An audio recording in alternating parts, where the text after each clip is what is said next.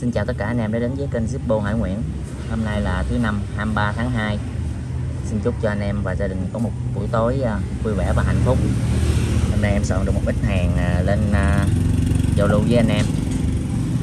Hàng sưu tầm, số có, La Mã có, Slim có, hàng xưa có luôn. Thì cách thức cũ của bên em vẫn là chuyển khoản đủ free ship, có cọc giùm em 100k giá trị với 1 triệu, cọc 200k giá trị trên 1 triệu giùm em, và phí có khách chịu. Anh em ở Sài Gòn cũng có thể tới trực tiếp tại Bình Tân. Địa chỉ của em có trên Google, anh em chỉ cần gõ Zippo Hải Nguyễn là có địa chỉ và định vị tới nhà em. Rồi em xin giới thiệu tới anh em luôn. Đầu tiên em lên một con New Full Book đề số chrome phai xước, in về chủ đề Zippo bọc da dòng 5 lít. Con này tình trạng new, sản xuất 2014. Âm hay em đã kinh, mấy con này em canh chỉnh âm cho anh em hết rồi, chỉ cần chốt về rồi chăm xăng vô xài thôi.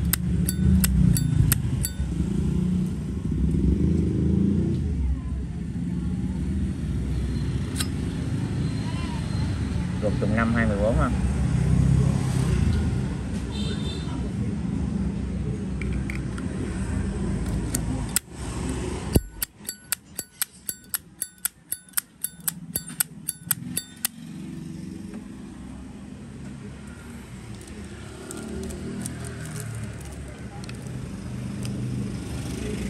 Không 14 mã số 1. Cái này nó làm lại cái kiểu ta làm cái bảng này mấy nó đưa nó những cái dòng xưa, thể hiện lại những cái dòng xưa.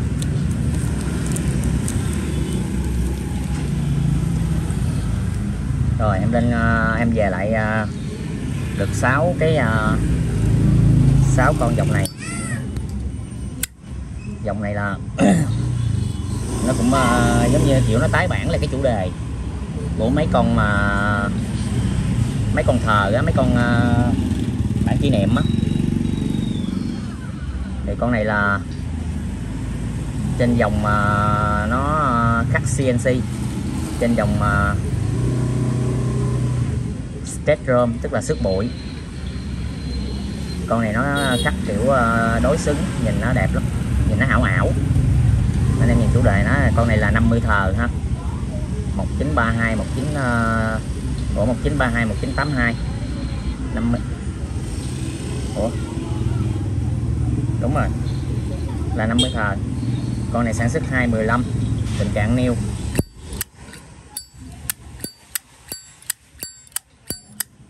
Âm hay em canh chỉnh âm cho anh em hết rồi.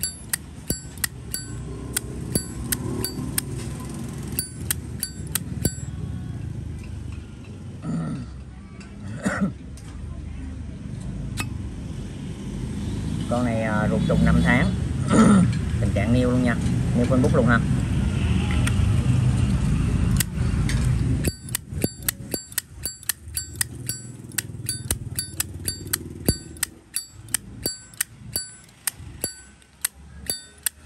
Âm hay cực kỳ luôn.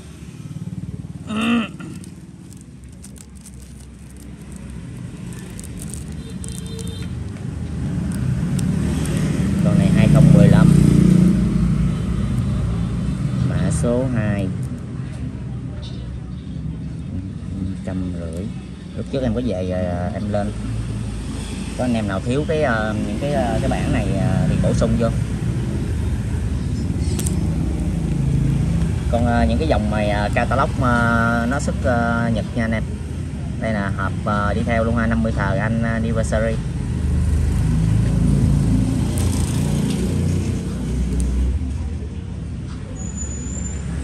Rồi em lên con số 3. Con này là chrome phai xước, nó khắc cũng là khắc CNC luôn. Chủ đề thì 60 thờ. Con này sản xuất 2017, tình trạng new luôn nha anh em.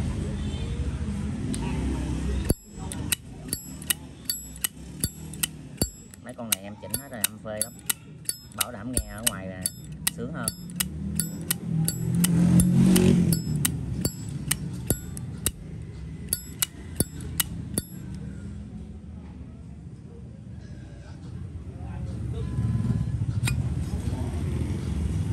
ruột trùng 5 tháng luôn ha. Âm hay ruột trùng 5 tháng, chủ đề nó cũng hay.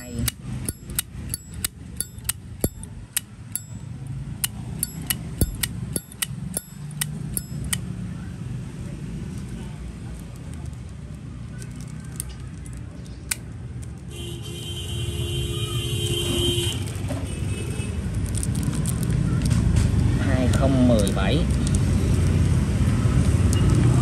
mã số 3 550 luôn.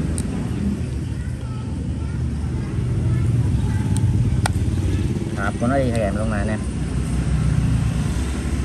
Ủa, con này 60 thờ ở đây. Hộp này lộn hộp. Con này 80 thờ là hộp này.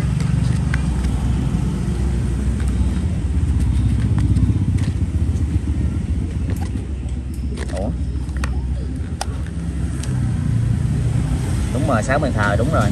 Nhìn mắt cái nhà già rồi nhìn không rõ. 60 thờ nha anh em. Đúng rồi mà còn đổi nữa. Hộp chuẩn luôn hả?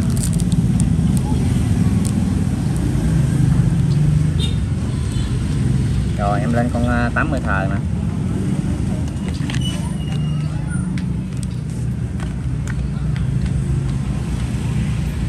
Con này cũng trên dòng Spectrum luôn, mà nó cắt cũng đẹp, họa tiết nó đẹp.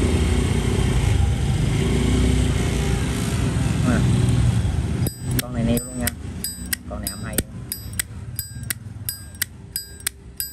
Con này có thể gọi là âm chuông.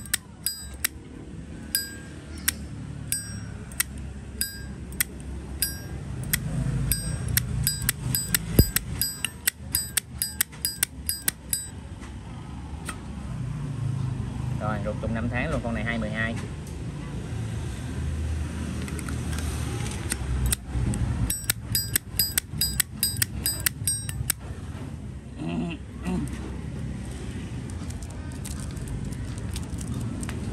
Bút 80 thờ luôn nha anh em.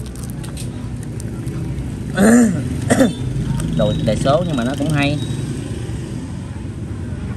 2012 mã số 4 550 luôn. Rồi em lên một con La Mã. Con này có bút.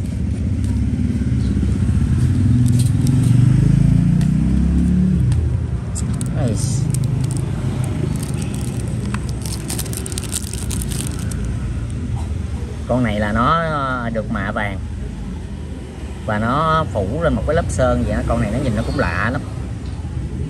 Con này thì sản xuất năm 95. Nó mạ nó phủ lên một cái lớp gì để nó tạo lên một cái điểm nhấn là cái nền ở dưới là nền mạ vàng, nổi là chữ Zippo. Con này thì tình trạng nó rất là đẹp, hình như qua sử dụng anh thấy hình như nó chưa qua sử dụng luôn á. Có qua sử dụng rồi, có bám tối rồi ha, qua sử dụng nước. Anh em nhìn bánh xe nó vẫn còn rất là đẹp, ruột rất là đẹp. Cứng như vậy.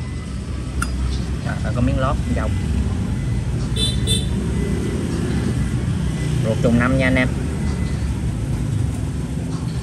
Con này new rồi thì ngoài 2 triệu. Dòng mạ vàng này. Mà con này nó lạ một cái là nó phủ lên một cái lớp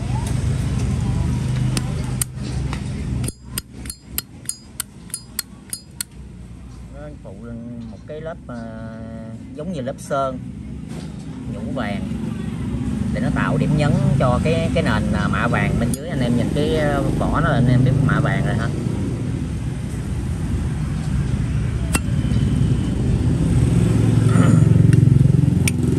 Cái nền bên dưới nó để nó lộ lên cái nền bên dưới. Con này qua sử dụng ít rồi, 1-2 lần xăng.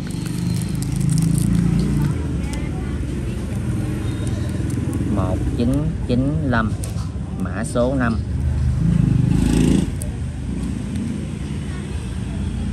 $1,5 triệu. lên một con HB. Con HB sản xuất năm 97, chủ đề khách ăn mòn, chủ đề đảo quân sự của Mỹ, đảo Gam. Cái này khách ăn mòn nha anh em, ăn mòn đổ sơn ha. Và con này nó tình trạng của nó là nó chưa có châm xăng lên lửa, nhưng mà nó lỗi bảo quản, nó có xước tơ của dòng HB.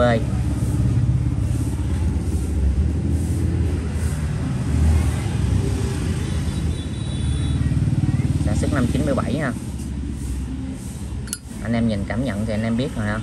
Cái vỏ bên trong nè, ruột ra,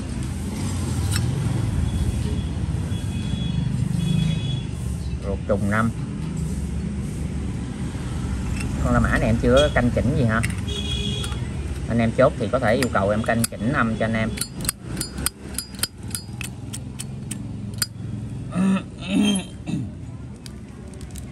Con này chủ đề nó cũng hay, chủ đề đảo Gam, đảo quân sự của Hoa Kỳ. Uh,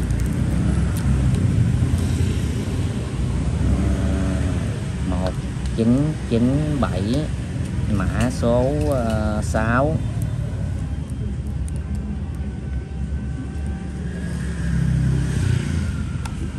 $850 cho anh em thích dòng La Mã.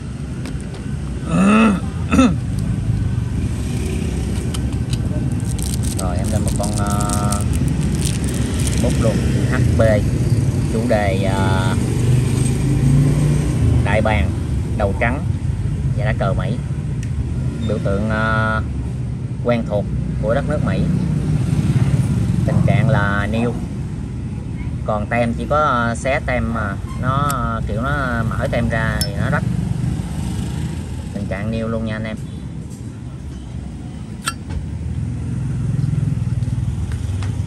Ruột trùng 5.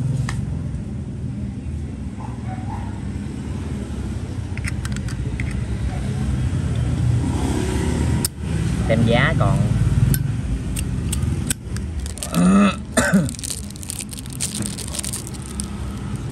con này đi kèm đúc nhựa.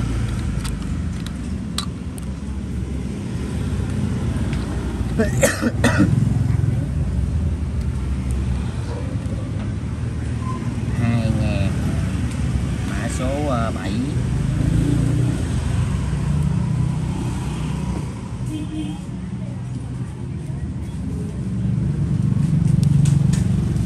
$950k.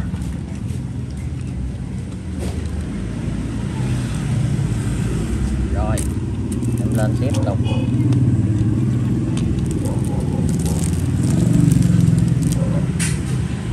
Một em Slim, sản xuất năm 85, tình trạng chưa lên lửa luôn. Con này là mạ vàng nha anh em, cái lề vàng khè luôn ha. Cầm bên ngoài nó như một thỏi vàng.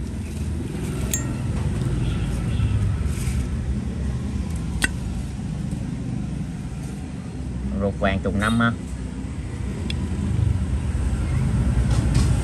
Chuẩn đời, chuẩn chỉ.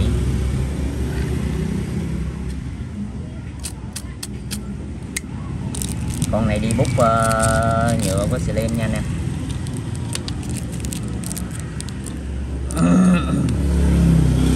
Con này là 1985, mã số 8.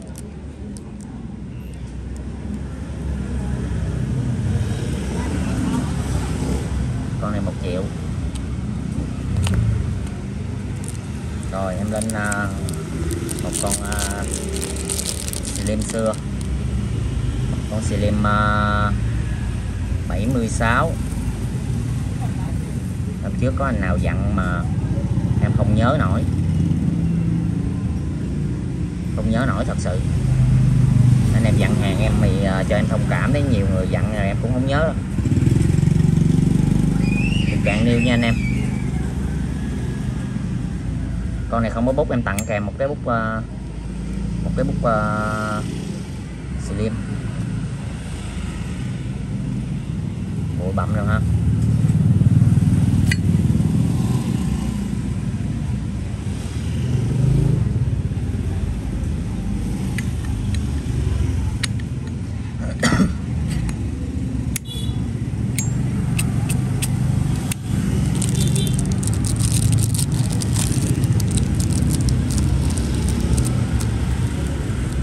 bóc bột nha anh em.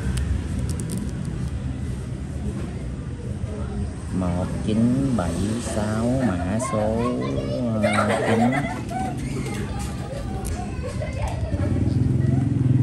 950k. Rồi cái gì đây, tới cái gì đây, tới cái gì đây. Rồi em lên một con vai xước hai mặt lòi xéo 1986.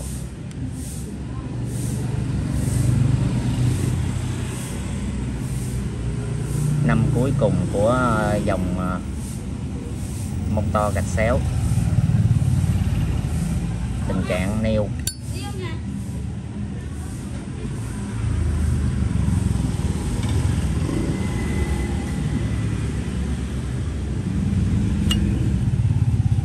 ruột chuẩn.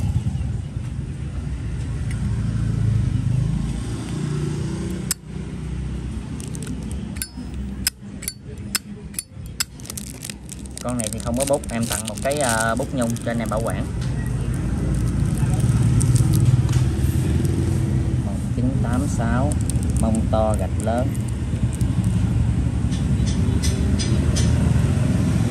Mã số 10 1550.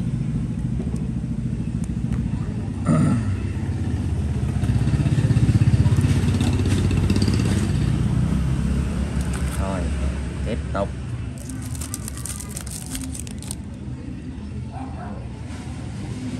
Một em 80. Tình trạng nêu luôn. Phai xước hai mặt khắc ăn mòn. Zin hãng chủ đề về xe Volkswagen của Đức.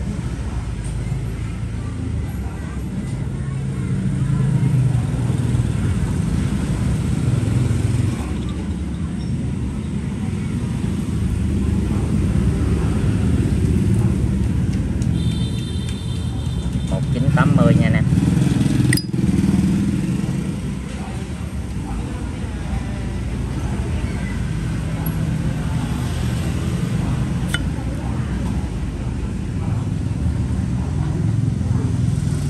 Ruột hai mặt chữ. Con này sử dụng bút bột, nó lem nhem ha, chưa có đá. Con này chỉ có đá, để em lấy đá em test cho anh em.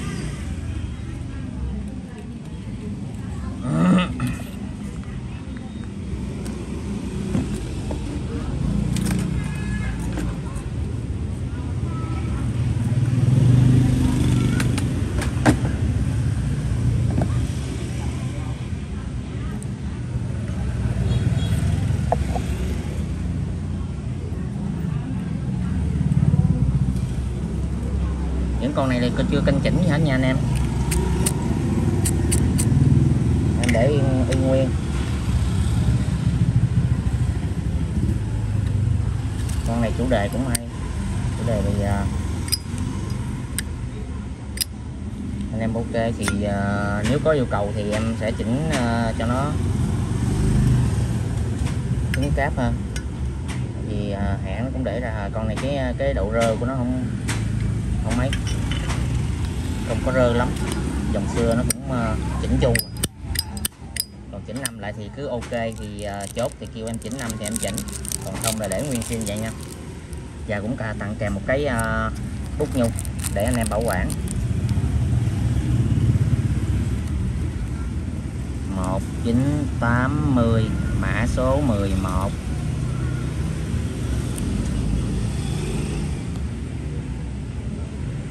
Một ngàn chín cắt zin hãng chủ đề hai mặt ha. Rồi em lên một con phai xước 1978. Con này nó có hơi quằn quằn ở đây, lúc trước nó bỏ vô cái gì nè, nhưng mà con này nó chưa có sử dụng. Chủ đề bằng chéo.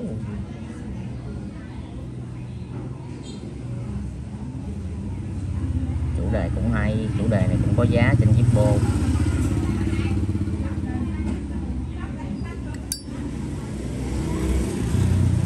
1978 nha anh em. Đây.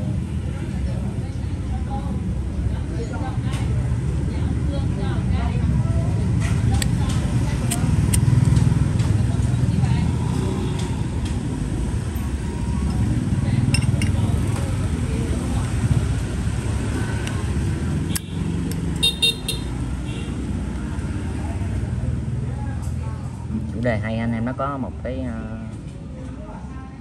đây nó hơi bị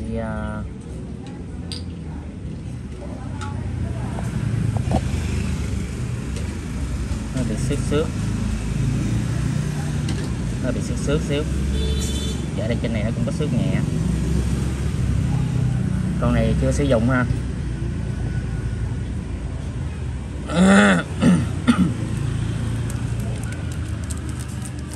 1978 tặng kèm bút nhung luôn nha anh em.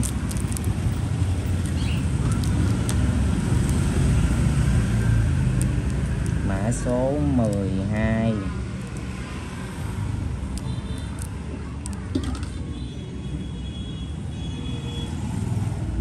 Hai triệu 2. Rồi em xin kết thúc video tại đây. Anh em thích mẫu nào chụp màn hình gửi qua Zalo giúp em, số Zalo của em bên trên. Xin chân thành cảm ơn tất cả anh em đã xem hết video của em. Những anh em mới xem kênh chưa đăng ký thì cho em xin một lượt đăng ký ha. Xin chân thành cảm ơn tất cả anh em rất là nhiều, và xin hẹn anh em ở những video sau. Xin chào anh em.